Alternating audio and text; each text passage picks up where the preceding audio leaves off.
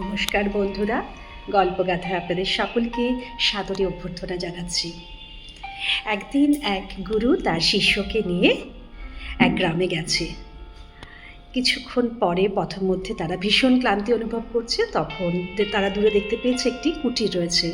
তো সেই কুটিরে গিয়ে গৃহকর্তাকে বলেছে যে আমরা আপনার এখানে বিশ্রাম নিতে চাই। গৃহকর্তা তো খুব খুশি হয়ে তাদেরকে আহ্বান করেছেন। তারা যখন বিশ্রাম নেওয়ার পরে গৃহকর্তাকে জিজ্ঞাসা করেছে, আচ্ছা আপনাদের কিভাবে আপনাদের কিভাবে চলে, সংসার কিভাবে চলে? তখন বলছে যে আমার একটা গরু আছে, তো সেই গরুর দুধ বিক্রি করে এবং এভাবেই আমাদের জীবিকা নির্বাহ করি আমি। তো আর এই যে সামনে যে জমিটা পড়ে আছে ওটা কার? তখন বলছে ওটা আমাদেরই জমি, ওটার প্রয়োজন হয় না। রাত্রিবেলা তারা ঠিক করলো যে গুরুদেব ঠিক করলেন যে তিনি ওই গৃহকর্তার বাড়িতেই রাতটা কাটাবেন। মাঝরাতে গুরুদেব তার শিষ্যকে ডেকে বলছে যে চলো আমরা এখন বেরোবো, এবং তিনি গরুটিকেও সঙ্গে নিয়েছেন। শিষ্য তো ভীষণ অবাক হয়ে গেছে, গুরুদেব কী করছে, এটা তো অনুচিত কাজ, যারা আমাদেরকে এত আপ্যায়ন করলো। গুরুদেব বললেন এটার উত্তর তুমি পরে পাবে। যাই হোক, গুরুদেব গরুটিকে নিয়ে তিনি চলে গেলেন মাঝরাতে। এরপরে বেশ কিছুদিন চলে গেছে। সেই চেলা এখন গুরুদেব হয়েছে। তার মধ্যে ভীষণ একটা অপরাধবোধ কিন্তু ছিল ওই দিনটার জন্য। সে অনেক দিন পরে ওই গ্রামে আবার গেছে এবং ওই গৃহকর্তার বাড়িতে গিয়ে দেখছে সামনে বিশাল ফলের বাগান।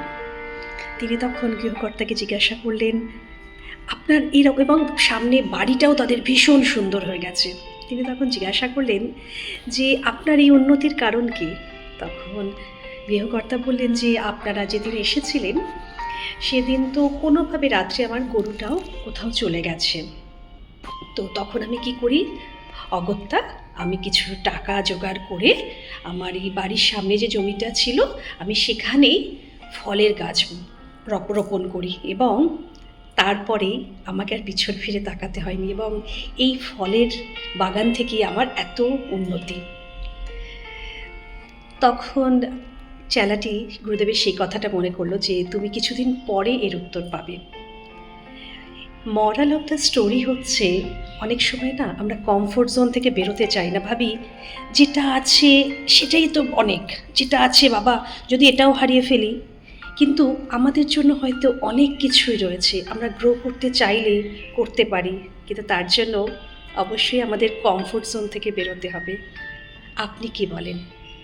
আপনাদের কমেন্টের অপেক্ষায় থাকলাম। খুব ভালো থাকবেন, অবশ্যই সঙ্গে থাকবেন।